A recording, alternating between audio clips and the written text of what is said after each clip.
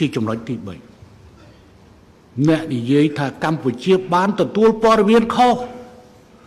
ប៉ុន្តែនៅពេលដែលយើងពន្យល់អ្នកសូមទោសខ្ញុំអ្នកមិនស័ក្តិសមធ្វើនាយករដ្ឋមន្ត្រីទេសូម្បីតែក្រសួងការបរទេសរបស់អ្នកប្រមាថប្រទេសរបស់ខ្ញុំក៏អ្នកមិនទឹកដឹងផងហើយបែរជាមកសុំទោសខ្ញុំតាមទូរស័ព្ទអញ្ចឹងកម្ពុជាអត់មានជំរើសទុកឲ្យលោកជំទាវកាត់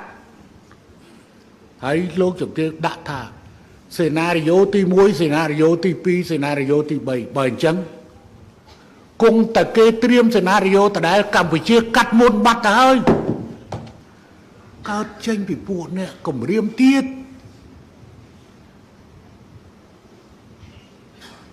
ការពិតយើងនៅមានទិញប្រេងពេញទៅស្មានពីថៃមកដែរហើយចង់យើងក៏ដឹងថាមានក្រុមហ៊ុនថៃមួយជាក្រុមហ៊ុនរដ្ឋទៀត APTT ហ្នឹងក៏ក្រុមហ៊ុនរដ្ឋថៃរកស៊ីក្នុងស្រុកខ្មែរប៉ុន្តែតើគម្រាមម្ដងហើយម្ដងទៀតវិធីជម្រើសទៅមួយគត់នាយករដ្ឋមន្ត្រីប្រកាស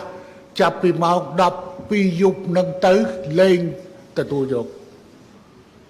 ពួកកុំភ្លេចណា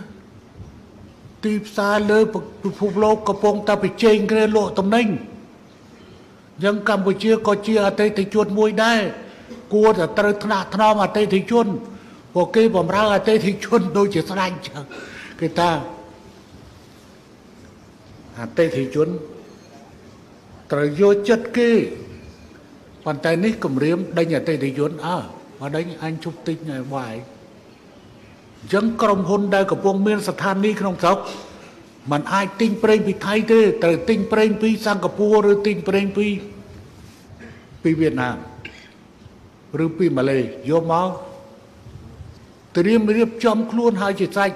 ដើម្បីទទួលយកពលករកម្ពុជាត្រឡប់មកវិញបែរជាអ្នកឯងចេះលួងលោមរហូតទៅដល់ពួកថៅកែរោងចក្រថៅកែកសិដ្ឋានទៅប្រាប់ខាងអាជ្ញាធរសុំកុំឲ្យមានការប្រមាថហើយណាស់ការត្រៀមខ្លួនរបស់កម្ពុជាបានលើកតម្លៃកម្មករខ្មែរនៅឯប្រទេសថៃប៉ុន្តែតាមដែលខ្ញុំដឹងក៏នៅតែមានការរិះគន់នៅតំបន់មួយចំនួនសូមបងប្អូនត្រឡប់មកស្រុកកុំឲ្យគេមើលងាយនៅស្រុកយើងពេលនេះខ្វះកម្លាំងពលកម្មជិត30,000នាក់